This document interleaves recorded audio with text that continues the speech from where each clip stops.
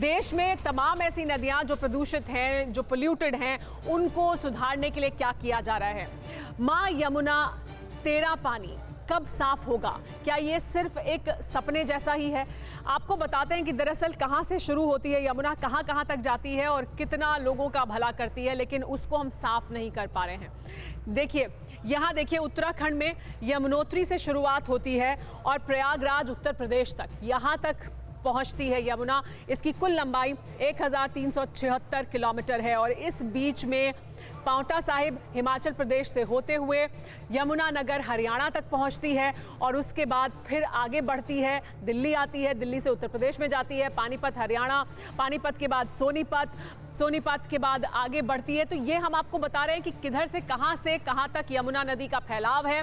लेकिन क्या दरअसल हो रहा है इन तमाम जगहों पर, इसको किस तरह से प्रदूषित किया जाता है, कैसे कैसे प्रदूषण आगे बढ़ता है, वो भी देखिए। फैक्ट्रियों में अमोनिया का इस्तेमाल होता है जिसका पानी इसमें छोड़ा जाता है। यमुना के पानी में अमोनिया घुलता है और घुलता रहता है। देखिए ये सोनीपत में होता है। दरअसल सोनीपत में जो फैक्ट्रियां हैं उसका अमोनिया इसमें आता है और वो पानी में घुलता चला जाता है। इसके बाद अलग अलग जगहों पर देखिए किस तरह से प्रदूषण बढ़ता है।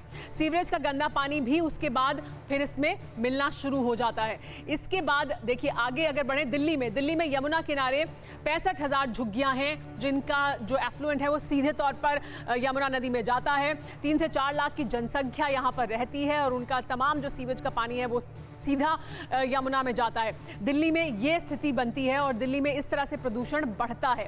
इसके बाद 600 सीवर की गंदगी यमुना में मिलती है। यहीं पर दिल्ली में सीवेज की गंदगी भी इसमें जाती है, जो झुग्गी झुपड़ियाँ हैं उनका गंदा पानी भी इसमें जाता है और इस वजह से दिल्ली में जो अनऑथराइज्ड कॉलोनीज हैं उनकी वजह से भी ये प्रदूषण और ज़्यादा बढ़ता जाता है। 17 नालों से 3,500 मिलियन लीटर गंदा पानी भी दिल्ली में ही जाकर यमुना में मिल जाता है। और उसके बाद नदी प्रदूषण का कारण मथुरा रिफाइनरी भी है, यानी आगे जब बढ़ती है तो और ज्यादा प्रदूषण इसी तरह से बढ़ता जाता है। लेकिन बड़ा सवाल ये कि क्या इसको साफ करने के लिए अब तक किया गया है और क्या और किया जा सकता है? क्या गंभीरता नहीं दिखाई देती है?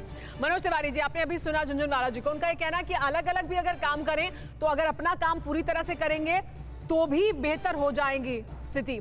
मनोज तिवारी जी हमारे साथ नहीं है, लेकिन हमारे साथ राजीव जेटली बने हुए। राजीव जेटली जी, आप अपनी बात पूरी करें आप, क्योंकि एक हिस्सा उसका अगर हथनीकुंड बैराज था तो दूसरा ये कि केंद्र सरकार की ज्यादा बड़ी जिम्मेदारी है। क्या आप इसको स्वीकार करते हैं कि केंद्र सरकार की ज्यादा बड़ी जिम्मेदारी है?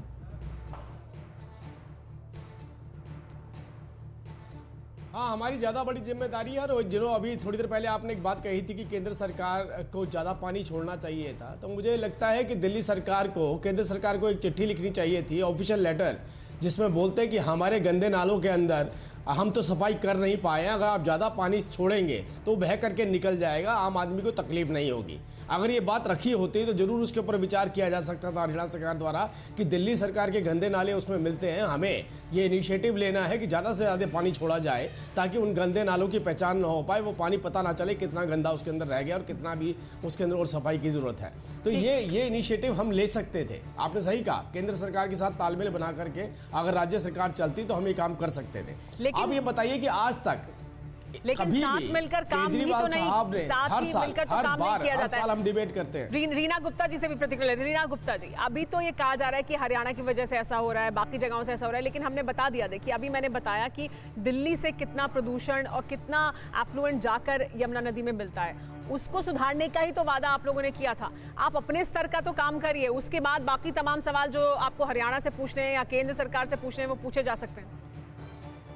सुमेरा जी बिल्कुल, और उसको सॉल्व करने का हम पूरा सारा प्रयास कर रहे हैं। हमने डिसेंट्रलाइज एसटीपीज लगा दिए हैं ऑलरेडी। पर आप सुमेरा जी ये देखिए ना, अभी जो इस समय थोड़ी देर पहले जेटली जी बोल रहे थे, उनको थोड़ी सी एयर पोल्यूशन की शायद लगता है जानकारी कम है।